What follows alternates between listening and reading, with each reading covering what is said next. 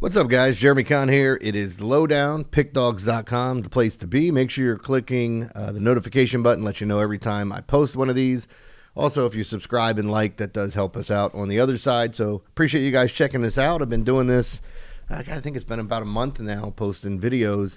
Now, that's so much so I had to go back and start deleting them. And it is funny to see my ugly face over each day and how much more tired I end up looking. But, yeah, so I had a really nice day on Saturday, and it didn't feel like it was going to be a nice day because when I started off, I've had the Nats on Friday and Saturday, and if you want to go back and look at those numbers, you're going to go, what an idiot. Yeah, I mean, you feel like it, especially when you have a pitcher that comes in and gives up like 6 runs right away, and you're like, well, hell, that's not what I saw happening.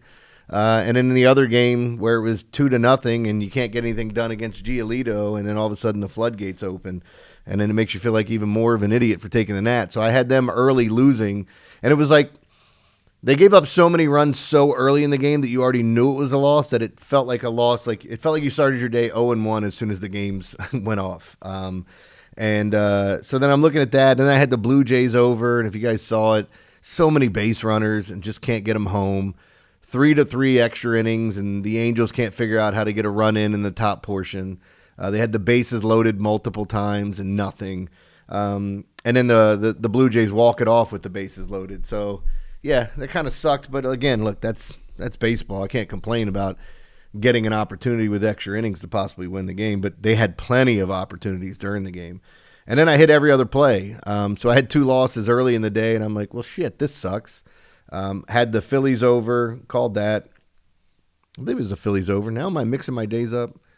But yeah, there were a lot of good hitting situations. I had the A's over, the Rockies over, and then I went 2-0 in the WNBA with an underplay, and I had the Sparks, and I said, in my write-up, maybe somebody thought I was talking about the lower spread of that night, but to me, the Sparks were getting...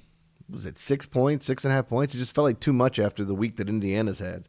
A lot of running around, some emotions. The big blowout in the last game, it was a perfect letdown spot. They did hold on and win. But yeah, anyway, I'll stop rambling about it. I need to get into these games because this has to be a quick one no matter what I say. But yeah, as I let everybody know, I focus on the weather. I give you some ideas of what's going on with weather in games. If you've watched me here, if you've even seen, look, the winning percentage can speak for itself over at the site. That's not me being cocky because I know there are downswings, but it's been a really good stretch here for baseball for me.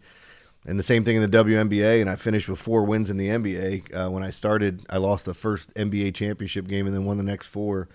But yeah, feeling really good right now, feeling like I'm in a zone. So I've had a couple of days where I've been putting out 5-packs, what I call my 5-run homer, my 5 favorite plays of the day, and I've had a ton of success. I've had one losing day last week in my 5-run homer, which pissed me off, but Cleveland was up 1-0, then it was 1-1, and then 2-1, and then they couldn't get another run home. So I'll digress. I'll get away from that.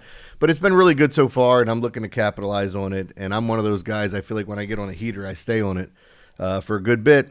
And we'll see how it goes. But these are the games I like to talk about. I still, even in talking about the weather, you're going to hear me talk about a game today where the wind's blowing out crazy, and I think people are going to try to jump all over one side, and I think they're on the wrong side. And you know what? I should make that the free play. That's what I'm going to do because I had another play that I thought was pretty interesting, so this is going to be the free one. All right. I think I'm changing stuff on the fly because I like this play so much, and I just feel like people read these games wrong at times. I talked about... what was it the other night? Everybody was on the over in the Pirates game, and my algorithm loved Mike Burrows, loved him. So I hammered his over K prop, which it went over by 1.5 strikeouts. He hit it by the 4th inning. He only went 5 innings, but we still hit it, and you knew you were getting it. He had a bunch of strikeouts early, and I love the under there. I told you I don't bet Coors a ton, but when I say take a Coors over, it's usually a great spot for it. And typically when I'm doing my research, I've said this before, when the weather matches up with my research, I still handicap the games the same way, use my algorithms, try to find edges wherever I can. But if I go and look at my weather algorithm and it's like, well, wait a minute, this is also great hitting conditions that nobody's talking about and nobody's even looking at, and everyone's on the opposite side of it. Yeah, I love seeing those things because I'm going to hammer that play. So let's start it off. Let's just dive into these games. This one will be a little shorter than some of the other ones I put out.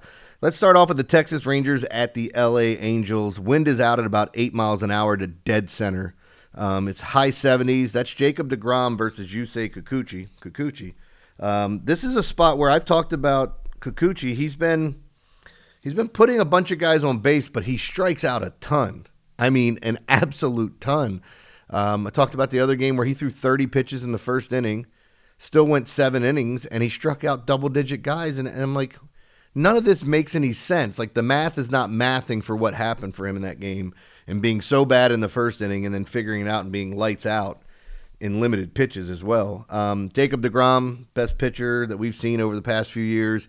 He's a guy that, when he's on, good luck. I am going to suggest an under here because even with the wind blowing out the dead center, it's still a bigger ballpark.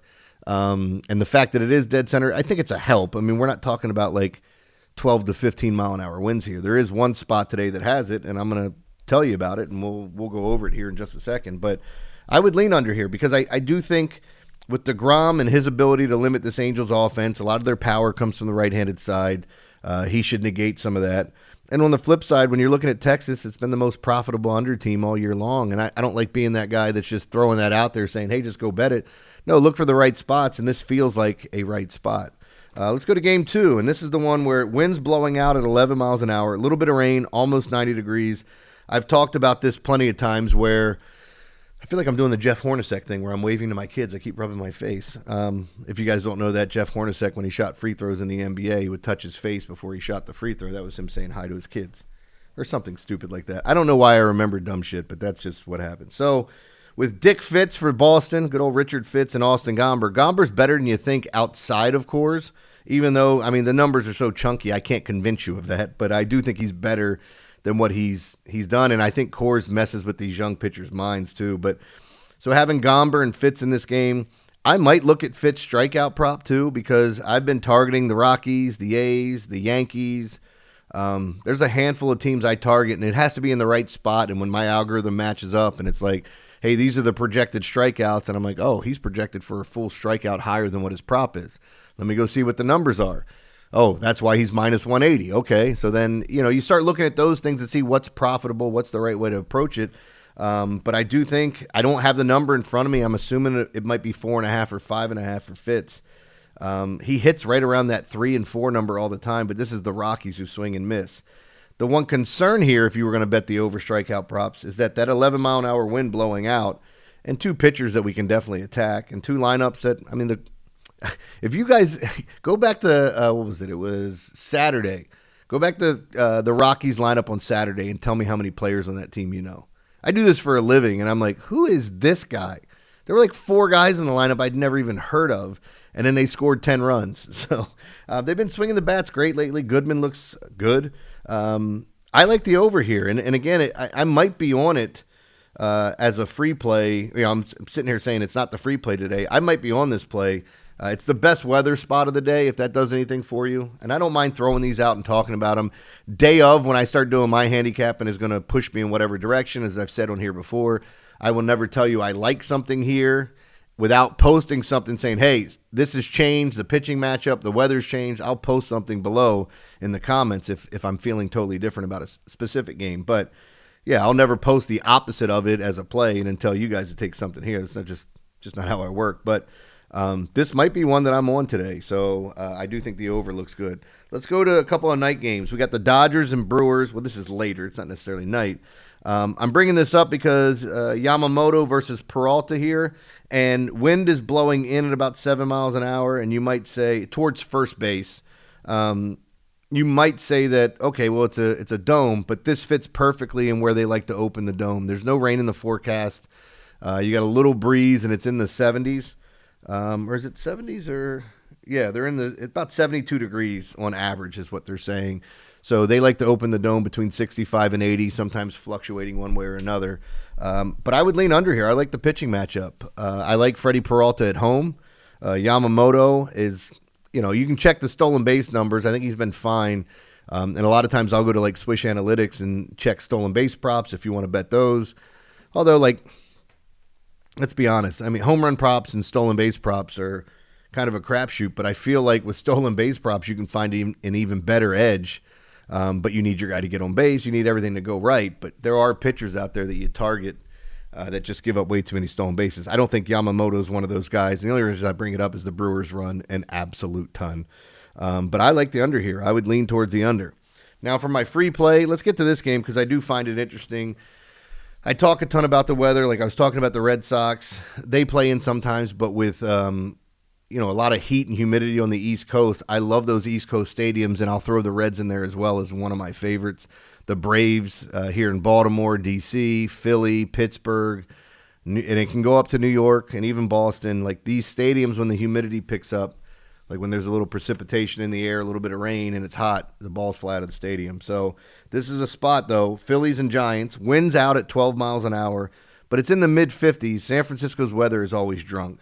But I've said this before, like Wrigley Field is the most affected stadium by wind, so 10-mile-an-hour winds there are more like 20 miles an hour at any other stadium. If you saw over the weekend on Saturday, they had 15-mile-an-hour winds blowing out.